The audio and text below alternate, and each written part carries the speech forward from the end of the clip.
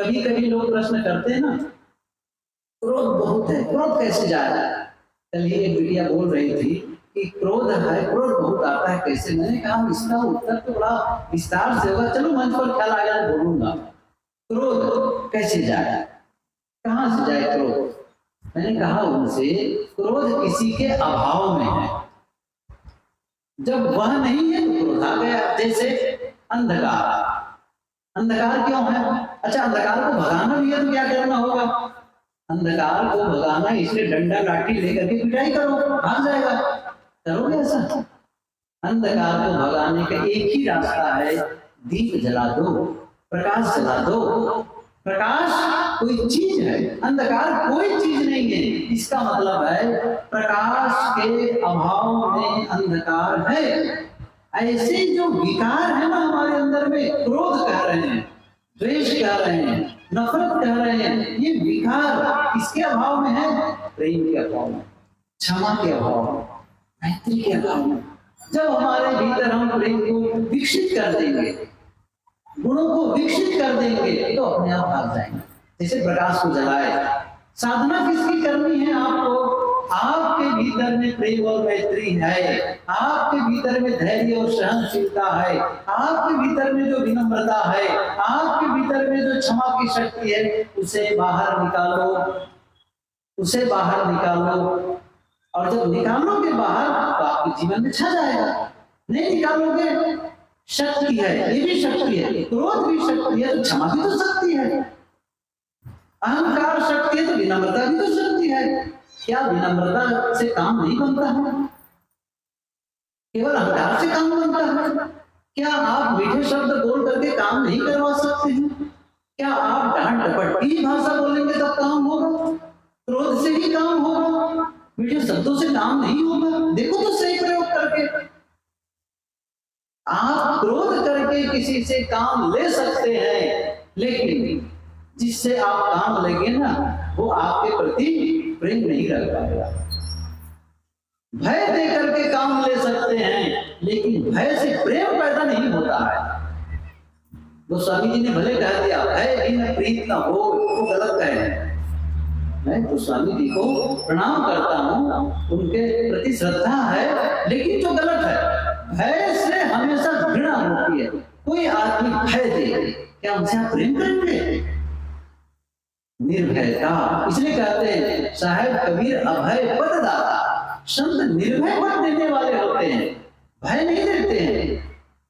विभिन्न संप्रदाय के लोग भयभीत करते हैं, ऐसा नहीं करोगे नरक में जाओगे, ऐसा नहीं करोगे ऐसा हो जाएगा, ऐसा करोगे तो स्वर्ग में जाओगे। ये सब झूठी बातें हैं, झूठी बातें हैं। नहीं, ना कहीं स्वर्ग है, ना कहीं नरक है, कहीं भौगोलिक दशा नहीं है। वस्तुतः स्वर्ग और नरक क्या है? स्टेट ऑफ माइंड, मन की दशा, हमारी मानसिक दशा है। जिस समय हमारा मन उलझा हुआ है, जिस समय हमारे मन में विकारों का प्रवाह है, नरक ही। क्रोध अपने आप में नरक है। ऐसा नहीं कि क्रोध करोगे तब नरक में जाओगे। अच्छा, क्रोध कर रहे हो तो क्या स्वर्ग में हो? क्रोध करते समय ही नरक में हो। जो नरक में होगा वही क्रोध करेगा, ये आप समझ लो। पहले आप नरक में जाते हैं, तब आप क्रोध करते हैं। फिर से कह रहा हूं मैं क्या कहना चाहता हूं। आप किसी को गाली देते हैं, ख्याल करिए, किसी के लिए कड़ू शब्द निकलते हैं, तो पहले आप गाली को जीते हैं, पैदा करते हैं गाली भीतर में, तभी तो आप दे पाएंगे। कैसे दे पाएंगे? शब्दकोश होता है, हिंदी के शब्दकोश, अंग्रेजी के शब्दकोश, और बहुत सारी जो भाषा है सबके शब्दकोश होते हैं।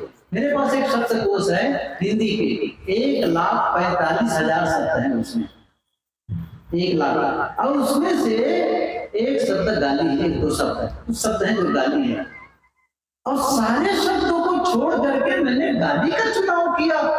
समझ लो हमारी बुद्धि कितनी अच्छी है या कितनी खराब है, समझ लो इस चीज को।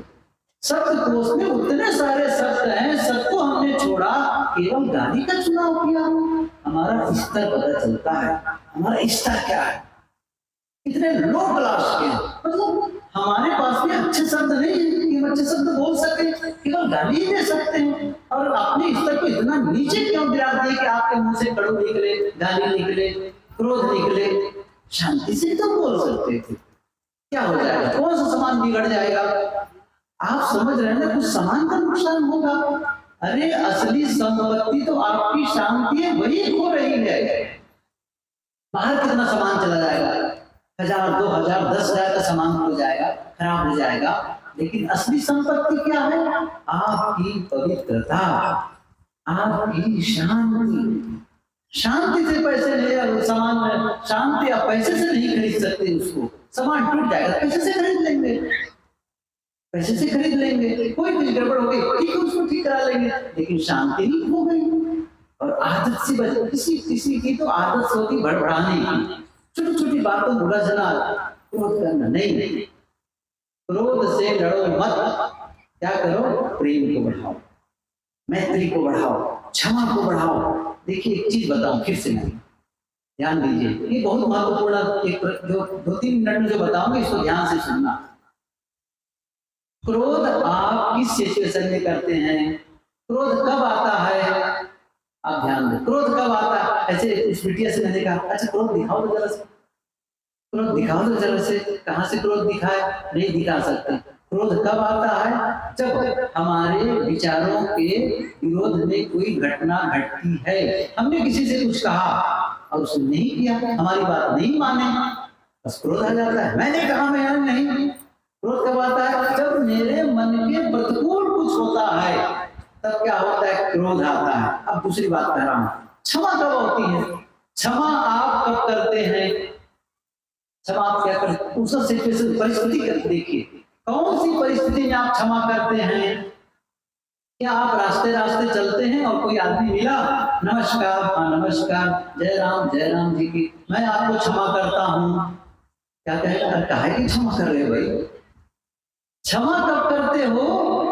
वो क्षमा वाली परिस्थिति भी वही है। कौन सी परिस्थिति? जब आपके मन के प्रतिकूल कुछ हो, कोई गलत हो, तभी तो क्षमा की जरूरत है। क्रोध कब? जब कोई गलत हो तब क्रोध। क्षमा कब? जब कोई गलत हो तब आप क्षमा करेंगे। क्षमा और क्रोध का सिचुएशन सेम है, एक ही परिस्थिति में आप क्रोध और क्षमा कर सकते हैं। अब महत्वपूर्ण क्या है? क्रोध को बाहर निकालने की, क्षमा को बाहर निकालना, है ना अंतर? बस वही तो पॉइंट है, वही तो समझना है। नहीं, मैं यदि क्रोध को बाहर निकाला तो क्रोध मजबूत होता चला जाएगा। क्रोध की आदत बनती, एक ट्रेक होता है ना, ट्रेक, अंदर में भी हमारे जो मस्तिष्क होता है उसमें एक खांचे बने होते हैं। अब इस चीज को बताने के लिए तो आपके पास में बहुत समय चाहिए रहने के लिए। इस चीज को कैसे वहां पर जाकर के आदतें बनती हैं, सबकॉन्शियस माइंड, अवचेतन मन, वहीं पर जाकर के प्रोग्रामिंग हो जाती है। किसी काम को जब आप बार बार इच्छा पूर्वक करते हैं, वो आदत में आ जाती है। फिर इसलिए कहते हैं अच्छी आदतों का निर्माण करो। अच्छी आदत का निर्माण करो, क्योंकि आदतें, पहले हम आदतों को बनाते हैं और बाद में आदत हमें बनाती है। क्या कहा? पहले हम आदतों को बनाते हैं, फिर आदत हमें बनाती है।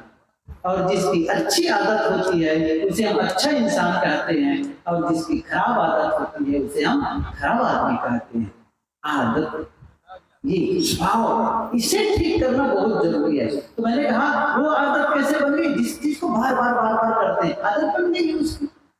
आपके बहुत सारे काम आप आदत के वशीभूत करते हैं। आपका बोलने का तरीका, आपका खाने का तरीका, आपका चलने का तरीका, आपका काम करने का तरीका, आदत है।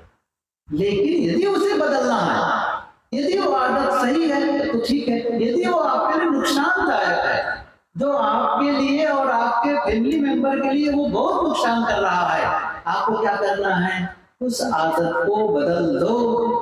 और बदलने का तरीका होता है रीप्रोग्रामिंग। ये विषय तभी नहीं बोलने वाला हूं मैं इसको, ये क्योंकि एक लंबा विषय हो जाएगा, इसको तभी उसके लिए थोड़ी सी भूमिका भी चाहिए, तभी समझ पाएंगे। लेकिन जो मैं कह रहा हूं वो, ये तो बड़ा स्थूल शब्द बताया, क्षमा और क्रोध एक सिचुएशन में। अब आपको चुनाव क्या करना है, मुझे क्रोध को निकालना नहीं, क्रोध को निकालेंगे क्रोध मजबूत और मजबूत और मजबूत हो, क्योंकि उसको खुराक दे रहे हैं आप। जब जब क्रोध करते हैं क्रोध को खुराक देते चले जाते हैं।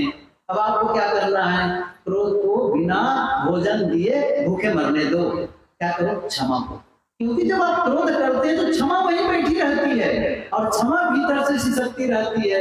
मेरा भी तो प्रयोग करो, मुझे भी तो बाहर निकालो।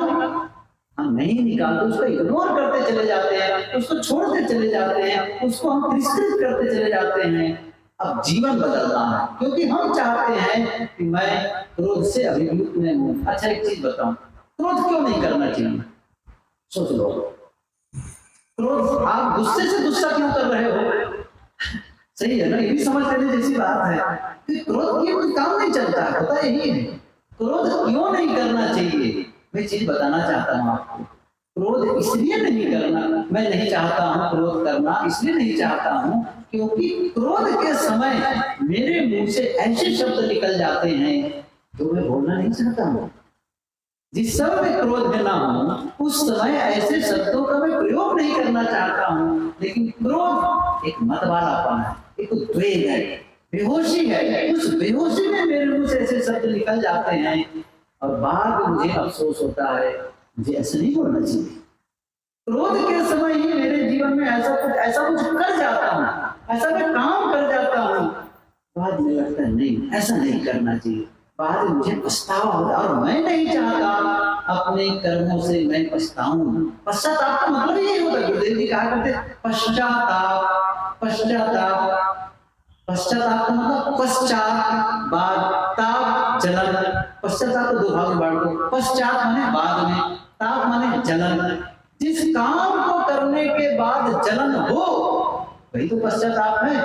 क्रोध किए और बाद में फिर लगा ऐसा नहीं बोलना था, ऐसा नहीं करना था, ये क्या होता है। अब बाद में पोस्टमार्टम, ये कह रहा हूं पोस्टमार्टम, बाद में आप उसका एनालिसिस कर रहे हैं। और मैं कल क्या कहा था, प्रीमार्टम, समझ रहे हैं मैं क्या कहना चाहता हूँ। पोस्टमार्टम समझ रहे हैं ना, आदमी जब किसी दुर्घटना में मर जाता है तो उसको चीर फाड़ कर ले जाया जाता है। पोस्टमार्टम मतलब खोल के देखते किन कारणों से मरा, वो तो काम तमाम हो गया है, नहीं काम शुरू होने के पहले ही उसका प्रीमार्टम। प्रीमार्टम का मतलब है कि संभावना, आप संभावना देख रहे हैं कि ऐसा करने से ऐसा होता है, आप पहले तैयार हो जाओ। उसको बचने के लिए पहले ही जो प्रयत्नवान होता है, पहले ही के लिए कोशिश करता है, काम करता है, उसी को कहते हैं प्रीमार्टम। अब थोड़ा इसको थोड़ा क्लियरिफाई करूंगा, मैं जो कहना चाहता हूँ। यदि क्रोध आता है, आपको पता चलता है, फिर क्षमा को आप उभारते हैं, लेकिन ये कब होगा, जिस समय वो घटना घटेगी उस समय आप कुछ नहीं कर सकते। क्यों, उस समय तो द्वेग रहता है। क्या करना है, जिस समय कोई घटना ना घटे, जिस समय आप अकेले में हो उस समय काम करो। और इसीलिए जो कहा जाता है अपने लिए समय निकालो, खुद के लिए निजी जीवन, कितनी बार प्रसंग कहा करता हूं मैं, पारिवारिक जीवन, व्यवसायिक जीवन, पारिवारिक जीवन और निजी जीवन, तीन प्रकार से। क्या क्या कहा, व्यवसायिक जीवन, पारिवारिक जीवन, निजी जीवन। व्यवसाय के लिए समय दो, परिवार के लिए समय दो, लेकिन खुद के लिए, क्योंकि आप ही हैं जो आप परिवार से जुड़ते हैं, आप ही हैं जो आप व्यवसाय में जुड़ते हैं। आप कैसे हैं, बीइंग और डूइंग। कुछ लोग तो समझेंगे इस वाक्य को। मैंने क्या कहा, आपका होना और आपका करना, करने से होना नहीं होता है, आपके होने से करना होता है। आप हैं क्या, आप यदि क्रोधी हैं तो आपके व्यवहार से क्रोध निकलेगा, क्योंकि होना वही से आ रहा है। आग है तो गर्मी निकलेगी, बर्फ है तो शीतलता निकलेगी। आप हैं कौन, बस। तो करना नहीं सुधारना है, होना सुधारना है। बीइंग, आप जो हैं उसे ठीक कर लो, और उसी के लिए मैं बता रहा हूं, उसको ठीक कर लिए फिर तो सारी पूजा, सारा पाठ, सारा धर्म हो गया इसी से। बाहर आप धर्म करने जाते हैं, धर्म बाहर होता है, सोचो जरा से, धर्म बाहर रखा है, धर्म मंदिर में होगा, धर्म तीर्थों में होगा, धर्म किसी नदी में होगा। अरे धर्म तो भीतर है भाई, धर्म भीतर जीना पड़ता है उस चीज को। वो मैं बताना चाहता हूं कि आपको करना क्या है। प्रीमार्टल का मतलब है, इसको कहते हैं प्रोएक्टिव, एक शब्द आता है, एक होता है रिएक्टिव, रिएक्शन से रिएक्टिव बना है। जब किसी ने कुछ कहा, हट से जवाब दिए, किसी ने गाली दी, हम भी गाली दे दी, ये रिएक्शन है, रिएक्शन। लेकिन हमने सोचा था नहीं, कोई गाली भी दे, मेरे मुंह से गाली नहीं निकलनी चाहिए, मैं इतना नीचे नहीं गिराऊंगा अपने आप को कि मेरे मुंह से गाली निकले, इतना नीचे नहीं गिराऊंगा, मैं अपने स्तर को, अपने लेवल को बचा के रखूंगा। ये आपने तय किया है, कब किया, पहले किया, और अभ्यास भी किया, तय नहीं किया, अभ्यास भी किया है। क्या अभ्यास किया है कि जब वो परिस्थिति बने तब मुझे या तो शांत रहना है या मीठे शब्दों में जवाब देना, यही मानना है, समझ रहे हैं ना। पहले ही अब कब करना है, जब आप अकेले में होंगे, अकेले होते ही नहीं है कभी, तो बैठने के लिए समय नहीं निकलता है। इसलिए कहते हैं ना, थोड़ा सा ध्यान, थोड़ा स्वाध्याय, थोड़ा से आत्मचिंतन, श्रवण मनन निध्यासन, फिर साक्षात्कार। ये निध्यासन, ये जो चिंतन है, बैठ करके चिंतन करो, मैं कैसा जीवन चाहता हूँ, तो फिर से मैं कैसा जीवन, मेरा मन कैसा होना चाहिए, मेरी वाणी कैसे निकलनी चाहिए, मेरे व्यवहार कैसे होना चाहिए, ये तय कर लो और अभ्यास करो। यदि लगता है कि नहीं मुझे शांत मन वाला होना, अभ्यास करो। यदि आप कहते हैं मेरी वाणी में कभी भी कटता नहीं, मिठास निकले, अमृत निकले, अभ्यास करो बैठ करके, अकेले बैठो, विजुअलाइज करो, मानसिक चित्रण बढ़ाओ, किस परिस्थिति में क्रोध आता है। वो आदमी आता है ना, उसके शब्द ही सुन के मुझे क्रोध आ रहा है, उसको देखते ही क्रोध आता है। अब वो कोई गलती करता है, जैसे उसकी गलती की बस क्रोध आ जाता है, क्योंकि इसके पहले आप कर चुके हैं, ऐसी गलती का क्रोध वाला काम कर चुके हैं। अब आप जानते हैं कि किस किस सिचुएशन में आपको क्रोध आता है, उस सिचुएशन को अकेले में बैठ करके अपने मन में देखो। अब उस देखते हुए भी क्या कहना है, ये परिस्थिति, अब क्योंकि आप व्यवहार में होते तो होश तो रहता नहीं, वेग में रहते, रिएक्शन। अब क्या कर, रिएक्शन नहीं, अब क्या करना है, रिस्पांस, रिएक्शन रिस्पांस। अभी तक क्या कर रहे थे, रिएक्टिव मोड पे थे, अब प्रोएक्टिव कर रहे हैं। प्रो पहले ही तैयारी कर रहे हैं कि ऐसी परिस्थिति में मुझे ऐसे शब्दों का प्रयोग करना है, ऐसे समय में ऐसे करना है। मैं एक चीज बताऊं, अभी आपको समझ में आ गया, शायद बहुत लोग समझ में नहीं आ रहा होगा, लेकिन एक मैं बिल्कुल सरल बात उदाहरण देता हूँ। जैसे मैं स्टेशन, कल मेरी ट्रेन में और जैसे स्टेशन पर गया, क्या पता चला, ट्रेन 2 घंटे लेट। अब 2 घंटे लेट ऐसे ही सुना तो 2 तरीके हैं मेरे भीतर, क्या होगा, ये जो रेलवे वाले हैं ना, किसी के समय का मूल्य ही नहीं समझते, जब देखो तब ट्रेन को लेट कर देंगे, ये सारे कर्मचारी भ्रष्ट हैं। अब अंदर से बड़बड़ सुन, होता है नहीं होता है, होता है ना।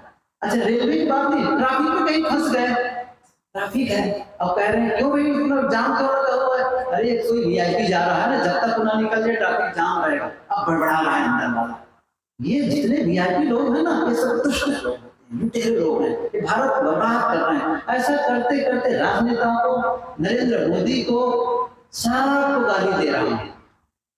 क्या इस प्रकार से मैं नाराज होने से, उद्वेलित होने से, क्रोध करने से ट्रेन जल्दी आएगी?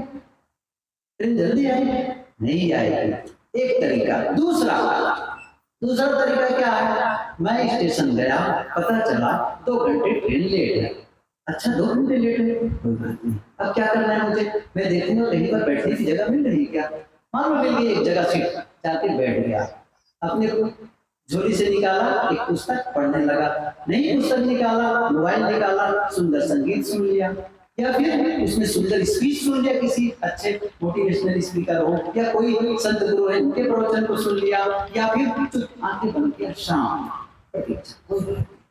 रिएक्शन नहीं, प्रतिरोध नहीं, ध्यान दीजिए, प्रतिक्रिया भी वहां पर है, उद्वेग नहीं, तब भी ट्रेन पहले नहीं आएगी, लेकिन आप भीतर से शांत। दोनों में से कौन अच्छा लगेगा, पहले वाला कि बाद वाला? अंदर से बड़बड़ाते रहना अच्छा है कि शांत रहना? हम लोग क्या कहेंगे, वही बाद वाला अच्छा है, लेकिन अपने आप नहीं होगा, ये पहले से आपको तैयारी करनी पड़ेगी।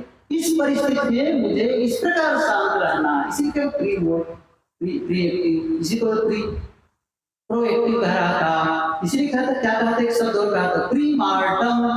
आप वो संभावना के लिए पहले से तैयार, ऐसे ही क्रोध के लिए नहीं आना है, मुझे शांत रहना। आप पहले से प्रिपेयर कर लिए अपने आप को, शांत, मौन, शांत। ये अभ्यास आप कई बार किए हैं अकेले में। क्योंकि देखिए, कोई खिलाड़ी समझ ज्यादा हो गए बंद कर दूं? मुझे कोस तो नहीं रहे, बहुत भूख लग रही क्या के? मैं बोलता चला जाऊंगा। तो क्या बोल रहा था, भूल गया, बताओ तो सही। हाँ क्या? हाँ, okay, thank you so much. खिलाड़ी जब खेल में सफल होना चाहता है, अर्थात कोई मेडल चाहता है, उसके पहले कितना अभ्यास किया रहता है? Practice practice practice practice max में परफेक्ट हो जाते हैं ना। लेकिन केवल प्रैक्टिस से कोई परफेक्ट नहीं होता है, परफेक्ट प्रैक्टिस से परफेक्ट होता है। ध्यान दीजिए इस चीज को। यदि कोई झूठ बोलने का अभ्यास करे तो झूठ बोलने वाला इंसान बन जाएगा, लेकिन कोई क्षमा करने का अभ्यास करे तो क्षमा में परफेक्ट हो जाएगा। कोई क्रोध करने का अभ्यास करे तो क्रोध में परफेक्ट हो जाएगा। आप किसके अभ्यास कर रहे हैं, महत्वपूर्ण यह है। और अभ्यास कंपटीशन नहीं होता, तभी करना पड़ता है। कोई भी गायक लोग बैठे हैं, ये जो एक्सपर्ट बहुत नामी गायक होते हैं, जो बजाने वाला, मैंने पढ़ा एक गिटार बजाने, पियानो बजाने वाले को गिटार बजाने उसके बजा रहे थे, उससे पूछा कितनी देर आप मेहनत रियाज करते हैं? 8 घंटा पर डे।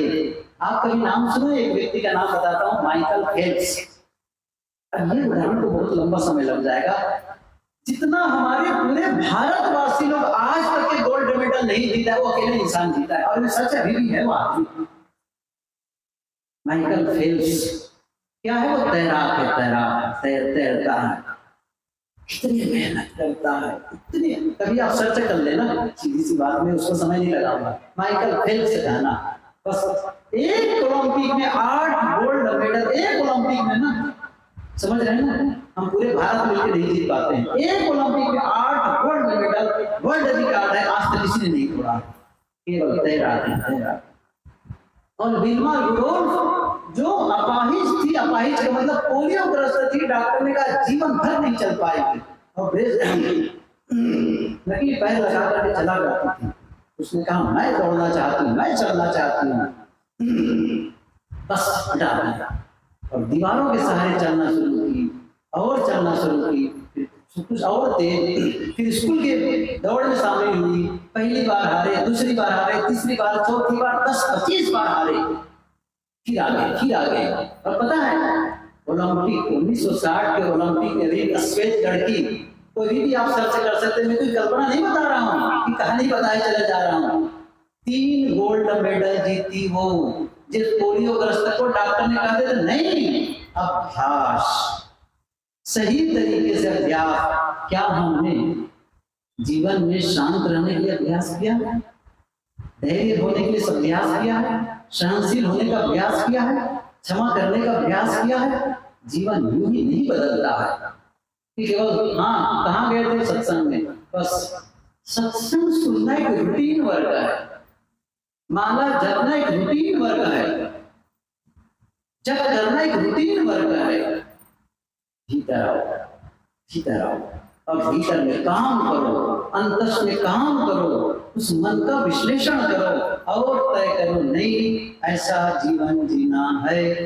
अंदर में अभ्यास करो। अकेले बैठे बाहर से पता नहीं चलेगा अंदर क्या कर रहे, लेकिन अंदर में बहुत बड़ा काम है, वर्कशॉप अंदर में क्या करना है? नहीं मुझे ऐसा जीना है, मुझे ऐसे शाम, मेरे शब्द ऐसे निकले, मेरे काम ऐसे हो। ये क्या करेंगे? पहले ये अभ्यास करना पड़ेगा। तो मैं कह रहा था कि जो हमारे भीतर अवगुण भी है, और अवगुणों को जब आप बाहर निकालते हैं, अवगुण मजबूत होता चला जाता है। जिस शक्ति को, जिस काम को बार बार करते हैं वो मजबूत होता चला जाता है, और जिसे आप नहीं करते वो शक्ति खुद शक्ति है। मैंने कहा ना, क्षमा की शक्ति है, धैर्य रखने की शक्ति है, विनम्रता की शक्ति है, सहनशीलता की शक्ति है, क्षमा, बहुत सारी शक्ति हमारे भीतर है। लेकिन जब आप शक्ति का उपयोग नहीं करते हैं उस शक्ति को आप खो देते हैं। जैसे देखो मेरे हाथ, दाहिने हाथ में कुछ करने की ताकत है, यदि इस हाथ को ऐसे पीछे रखूं और बांध दूं, साल भर, 2 साल, 4 साल, 5 साल, 10 साल तक बांधे रहो, सही है ना। अब उसके बाद खोलूंगा, काम कर पाऊंगा? शक्ति खो गई, करने की शक्ति खो, क्योंकि काम नहीं लिया। मैं कहानी कहा करता, मनोरंजक कहानी। एक आदमी गाय रखा था, गाय से दूध लेता, दूध निकालता था, और गाय से दूध निकाल। अच्छा, एक चीज और ख्याल आ गया, पूछूं क्या एक प्रश्न, गाय दूध देती नहीं देती है? कितने लोग मानते गाय दूध देती है? गाय दूध देती है ना, सही है नहीं? अच्छा, गाय दूध नहीं देती, कितने लोग मानते हैं बताओ? हाँ, बहुत देर से क्या बता रहे हैं आप, तो बड़े न्यूट्रल लोग हैं। गाय दूध देती है, सही है, सही है ना? माता जी बताओ, गाय दूध देती नहीं देती है? देती है, नहीं देती है। सच तो ये है, गाय दूध नहीं देती, दूध निकालना पड़ता है। सच है? हाँ, वो गोबर देती है, दूध नहीं देती है, निकालना पड़ता है दूध को। सही है नहीं है? ऐसे ही है जीवन। आपको जीवन के भीतर जो शक्ति, उसको निकालना पड़ेगा, अपने आप नहीं आ जाएगा। गुण है उसको, वो सब कहाँ है? बीज, जैसे बीज है ना, बीज में वृक्ष समाया है, बीज में वृक्ष समाया है, लेकिन उस वृक्ष को निकालना है तो कैसे करना पड़ेगा? मिट्टी में दबाना पड़ेगा, पानी सींचना पड़ेगा, हवा और अग्नि चाहिए उसको, ताप चाहिए उसको, तब जाकर के अंकुर फूटेगा और विशाल वृक्ष के उसमें है। ऐसे आपके भीतर क्षमा, आपके भीतर सारे सद्गुण बढ़े, जिससे आपका जीवन आप्लावित हो जाए, जिससे आपका जीवन निर्मल हो जाए, जिससे आपका जीवन आनंद से भर जाए, शांति से भर जाए। तो सारी शक्ति भीतर संग्रहित है, सारी शक्ति छोटे छोटे बीज के रूप में है। कहानी याद आ गई, बताओ, खत्म करूं प्रवचन इस समय का। एक आदमी पटना के बाजार, पटना ही कहना अच्छा रहेगा, कस्बा तो छोटा सा बाजार है। पटना के बाजार में जो फुटपाथ था उस पर चलते जा रहा था, तो सब दुकानों में बोर्ड लगा रहते ना आजकल, इसके बर्तन की दुकान है, जूते की दुकान है, सोने चांदी की दुकान है, लिखा रहता है। एक दुकान के सामने बोर्ड लगा था, और बोर्ड में क्या लिखा था? भगवान की दुकान। भगवान की दुकान? ये नहीं कि भगवान दास की दुकान, अरे नहीं, भगवान की दुकान। अरे आज तक हम भगवान की दुकान नहीं देखे थे, पहली बार देख रहे भगवान की दुकान क्या है। फिर उसने क्या किया, थोड़ी सी खिड़की को झांक कर देखना था आखिर भगवान की दुकान में क्या है। उसने देखा, कुछ दिखा नहीं। एक दरवाजा था, दरवाजा जैसे ढकेल करके अंदर गया, इतना विशाल, बड़े बड़े खंभे और बहुत बड़ी छत, बड़ा सा हाल, और वहां पर अद्भुत सामान रखा हुआ, बड़े बड़े, बहुत सुंदर, तो कभी नहीं देखा, कितने लोग देखते आए। उसने कहा, स्वागत, वेलकम, आप भगवान की दुकान पर। क्या है, भगवान की दुकान है? क्या बेशक, ओ वहां से तो पता नहीं चलता है, और इतना तो आने पर मैं आश्चर्यचकित हो गया, इतना बड़ा हाल, इतने बड़े बड़े स्तंभ, और इतना सुंदर सामान ये रखा है।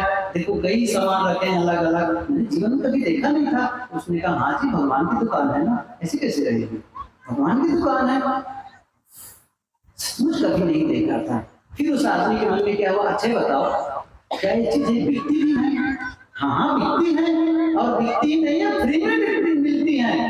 ओह, कितनी बड़ी बात है, हमने कभी देखा नहीं था, इतनी सुंदर चीजें और फ्री में। हाँ, फिर उसके मन में हुआ, अच्छे बताओ, एक से ज्यादा भी मिलती हैं?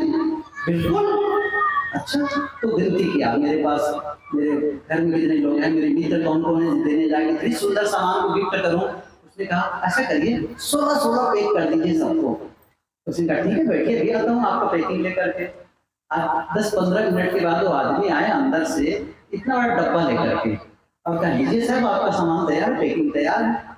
ऐसी बात करते हो, इतना बड़ा सामान और वो भी 16 पीस और कई प्रकार के सामान है। फिर पूछा उसने, अच्छा पहले क्षमा करें, वो पहले क्या पूछ रहा, ये क्या है? क्या? ये करुणा है। अच्छा वो क्या है? वो क्षमा है।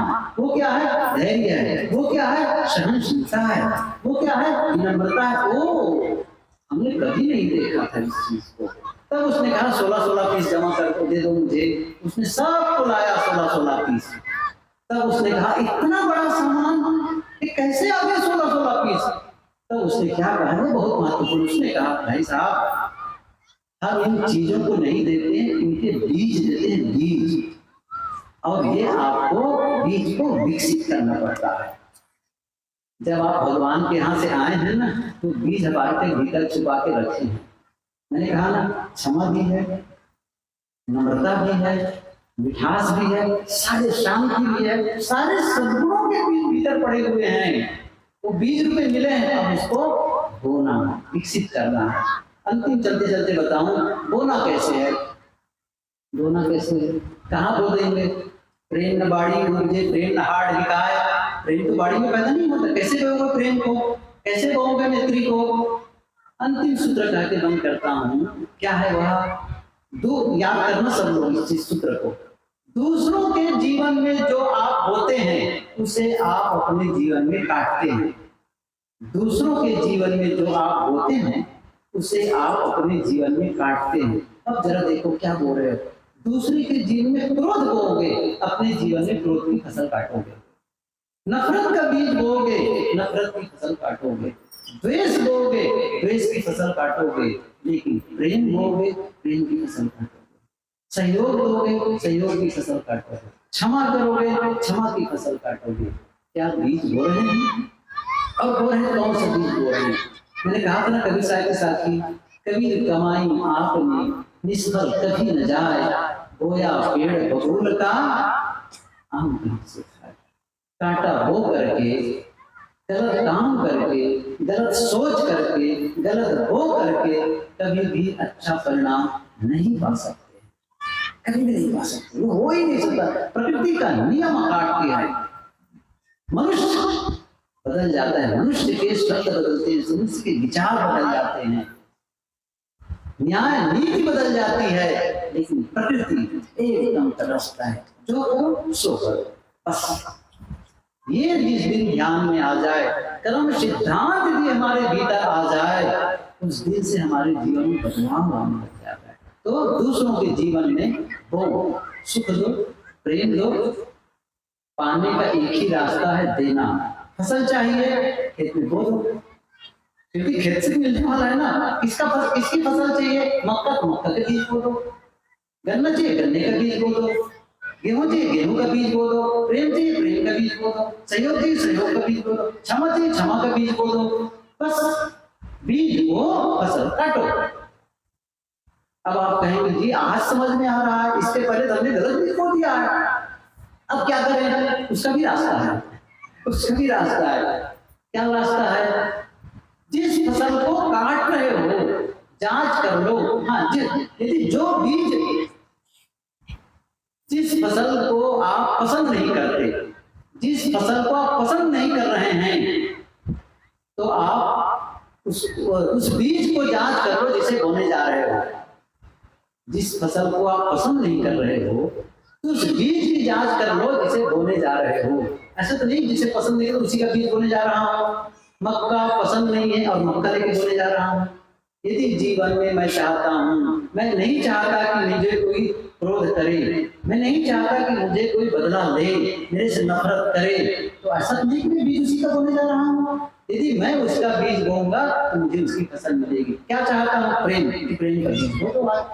बीज बदल दो, फसल बदलना है तो क्या बदलना है? फसल बदलना है। तो फिर किसान नहीं बदलना है, पानी नहीं बदलना है, क्या बदलना है? बीज बदलना है। और बीज का मतलब जो आप करते हैं, मन से सोचते हैं, वाणी से बोलते हैं और इंद्रियों से करते हैं। आप कहेंगे पूजा पाठ से, पूजा से कहीं हमारा कर्म कटेगा? पाप करोगे और भगवान की पूजा करोगे, मेरा पाप काट दो भगवान, ऐसे करता है? मैं पूछ रहा हूँ। आप बुरा कर्म करें और भगवान के सामने हाथ जोड़े, हे भगवान मेरे से गलती हो गई, मुझे क्षमा कर दो, मेरे बुरे कर्म कट जाएं, कभी नहीं कटेगा, मैं बता रहा हूँ 2 टूक में। मुझे कस्बा आना बंद करवा दो, लेकिन मैं सच बता रहा हूँ कभी कटता नहीं है, कभी नहीं कटता है। पूजा पाठ से पाप नहीं कटते हैं, पाप छोड़ने से पाप कटते हैं। ये सब धोखा है। ये माला जप लो, ये मंत्र जप लो, ये पूजा कर लो, ये नदी नहा लो, पाप कटेगा, सब धोखा देने वाले हैं। कभी पाप नहीं कटेंगे, गलत छोड़ना पड़ेगा। एक कहानी कहूँ फिर चल दूं। आप कहेंगे सर बाबा कहते हैं कहानी कहूँ चल दूं करके, अंतिम छोटी सी चुटकुला रूप में है। एक घर में था तो क्या करते थे, मंदिर बनाए थे घर में, और बहुत सारी देवी देवताओं को बना के रखे थे। बहुत सारे सभी प्रकार के देवी देवताओं को। किसी से पूछा ये सारे देवी देवता के साथ क्या रखे हो? देखो कभी कभी अर्जी लगाते हैं जिस देवता को कि छुट्टी में होता दूसरा काम करेगा, इसलिए सारी देवी देवताओं को रखते हैं। तो सब रखे हुए थे, पूजा करते थे दोनों पति पत्नी, रोज पूजा करते थे। उनका एक छोटा बच्चा था। एक दिन पूछा मम्मी भगवान की पूजा क्यों करते हो? भगवान पूजा क्यों करती हो? मम्मी ने कहा बेटा भगवान सर्वशक्तिमान है, सर्वज्ञ है, सब कुछ कर सकता है, वह हमारे बिगड़े काम को भी बना देता है। पूजा करो तो बिगड़े काम को बना देता है। अच्छा, ये बात उनके दिमाग में चली गई। अगले दिन से छोटा बच्चा भी ऐसा हाथ जोड़कर पूजा करने लग गया, और अंदर अंदर कुछ मंत्रोच्चार टाइप को गुदगुदाता था अंदर। 2-3 दिन देखने बाद मम्मी ने पूछा बेटा तुम भी पूजा कर रहे हो, अच्छा लग रहा है तुमको पूजा करते देख करके, लेकिन तुम जो मंत्र पढ़ रहे हो क्या मंत्र पढ़ते? अच्छा तुम्हें क्या भगवान की पूजा करने का क्या क्यों कर रहे हो?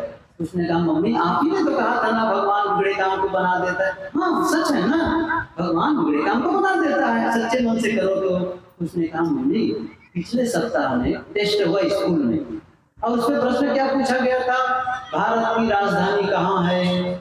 और मैंने क्या लिख दिया, पटना। इतनी गलती हो गई। अब ख्याल आया, तब भगवान से प्रार्थना, हे भगवान पटना काट के दिल्ली कर दो, हे भगवान पटना काट के दिल्ली कर दो। आप लोग बताओ पटना काट के दिल्ली कर देगा? नहीं भगवान, सब लोग बताओ कर देगा। जब वो पटना काट के दिल्ली नहीं बना सकता है तो आपके बुरे कर्म को काट के वो पुण्य कर्म बदल देगा? आपके दिमाग तो कुछ तो लगाओ इस चीज को। कोई आपके साहब ने कहा आप कर्म न मिटो जाए, कर्म का लिखा मिटे धम कैसे चोरी किसी आई। और इसके लिए ज्योतिषी के पास जा रहे हैं, इसलिए आप जा रहे हैं, उसके लिए तमाम ओझा सोखा बहेगा, तमाम क्या बताऊं दुनिया भटकी। और आजकल कितने भटके, आजकल काला धागा पहनना शुरू करते हैं, लड़कियां भी पहनती हैं, लड़के भी पहनते। क्यों पहन रहे काला धागा? बताओ क्यों पहन रहे हैं? एक्सीडेंट नहीं होगा कभी, बीमार नहीं पड़ोगे कभी। कमाल की बात है, क्यों घर में पड़े हुए हो? कहीं ताबीज, कहीं कुछ, कहीं अंगूठी में नग, क्यों भटकते हो? कबीर ने रास्ता बताया है, ये सब भ्रम है, मंत्र तंत्र सब झूठ है, मत भर वो सब कोई, सार शब्द जाने बिना हंसा कहती है। सद्गुणों को विकसित करो, अपने आप गुरुगुण चले जाएंगे, और जीवन में सद्गुण और संयम का जीवन हो जाएगा। जीवन में आनंद का अनुभव होगा, शांति का अनुभव होगा, सब ग्रह बाधा खत्म हो जाएगी। न कोई ग्रह टेढ़ा है, मुहूर्त गलत है, सब दिन बढ़िया, सब दिन मंगल होता है। एक सूत्र याद रखो, हर घड़ी शुभ घड़ी। क्या कहा? हर घड़ी शुभ घड़ी, कोई घड़ी अशुभ नहीं होती है, सब दिन मंगल होता है। नहीं तो मंगल में बाल नहीं कटवाता है, कमाल है। कितने भटके हुए हैं लोग। पढ़े लिखे लोग तो वज्रमूल होते हैं, क्षमा करने पढ़े लिखे लोग बैठे हैं, सभी लोग नहीं होते हैं, लेकिन बहुत पढ़े लिखे लोग तो वज्रमूल होते हैं। अनपढ़ तो पढ़ के ठीक रहते हैं। इसलिए ध्यान रखो, कर्म सिद्धांत को समझो, जीवन को पवित्र बनाओ। बहुत बढ़िया जीवन मिला है, बहुत सुंदर मिला है। मैंने कहा ना बीज है सद्गुण, इसको निकालो, बीज रूप में मिला है, बस उस बीज को बाहर निकालना, वो देना है, फैल जाएगा जीवन में।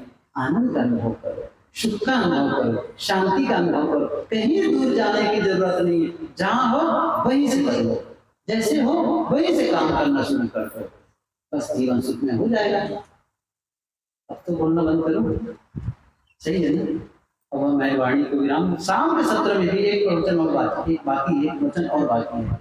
शाम के सत्र में बोलना चाहूंगा आपस का प्रेम, पारिवारिक रिश्ते मधुर कैसे बने। जो रिश्ते हैं ना आपस के संबंध, वो रिश्ते में और मधुरता कैसे ले आए, क्या करें, कैसा काम करें उसके लिए, ये थोड़ा सा आपसी रिश्तों को मधुर बनाने के लिए हमारा गृहस्थी सुखद कैसे हो, ये तो चाहिए ना। इस पर हम लोग शाम की चर्चा करेंगे। इस समय अपनी वाणी को विराम चाहे। बोलिए सदगुरु कबीर साहिब की जय। अभी हम लोग परम पूज्य साहिब जी के बहुत सुंदर विचारों से आ रहे हैं और आप लोगों को पता है कि एक त्रिदिवसीय सत्संग कार्यक्रम का एक सत्र और बचा है।